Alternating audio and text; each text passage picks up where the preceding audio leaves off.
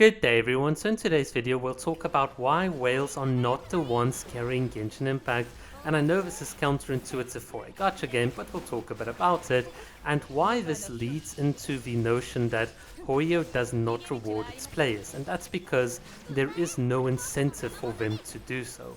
And I'll explain all of this in just a bit.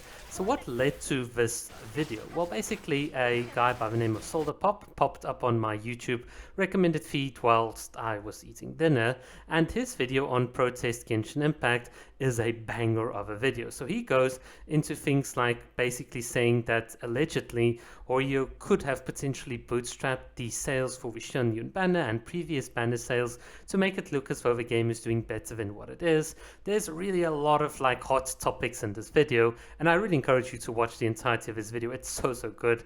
But the part that I want to talk about is this section where he talks about whales not carrying the game, and effectively because a lot of Genshin's player base is not loyal to the game, there's less incentive for Hoyo to reward them and rather try and get and churn as many new players as possible to try and get them to spend and hence cover the cost. And I absolutely agree with the sentiment. So rather than stealing too much of Solopop's thunder, I want to add on to this and really contextualize it, because reading from his comments as well, people don't seem to get this idea.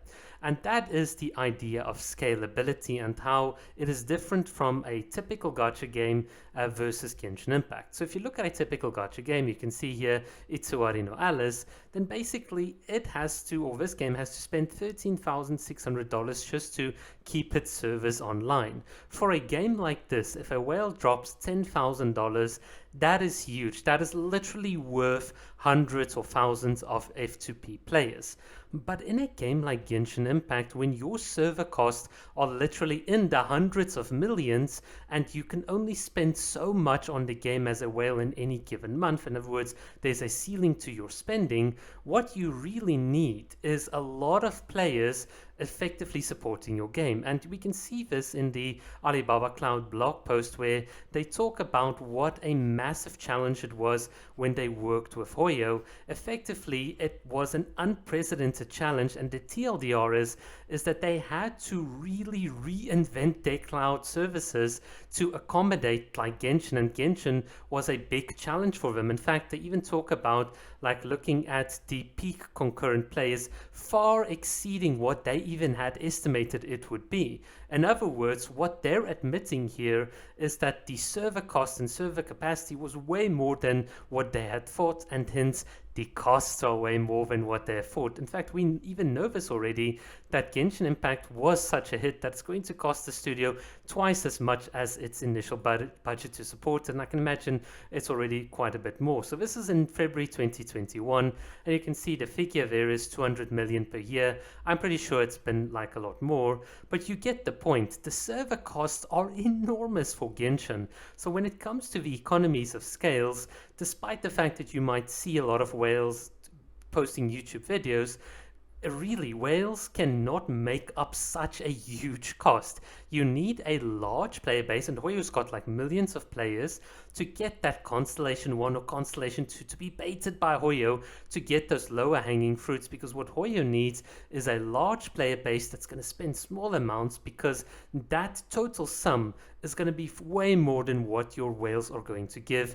And I think Solderpop did a good job here of explaining, when you look at the Genshin sales and so on, that the drop in recent sales isn't something that you would expect whales to be carrying. If whales were always carrying it, then this drop cannot just be attributed to whales. So if you understand the argument, then it really comes down to saying your broad player base has started to not spend on the game as much.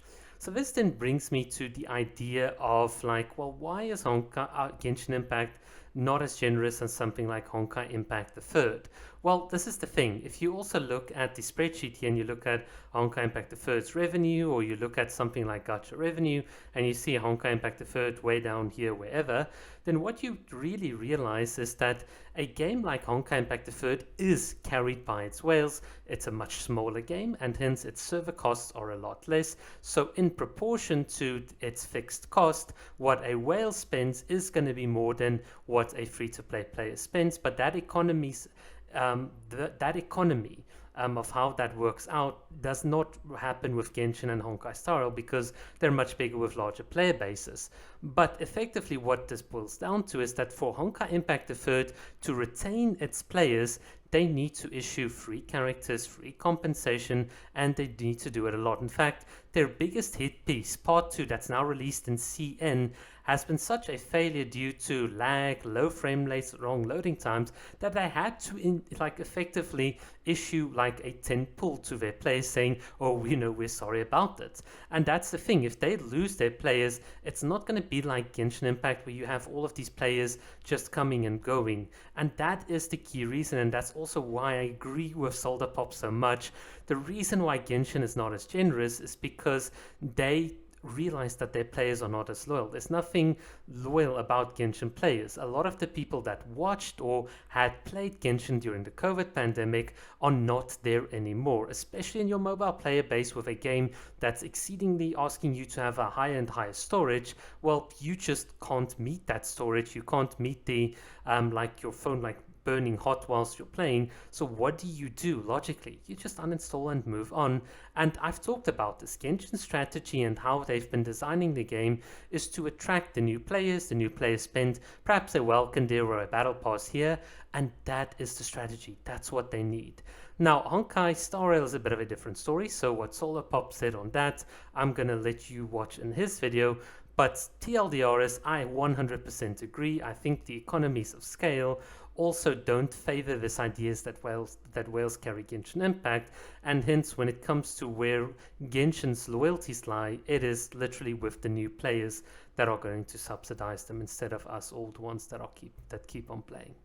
Alright, that's it for this video. Once again, big shout out to Solar Pop. What a banger of a video. It really is amazing.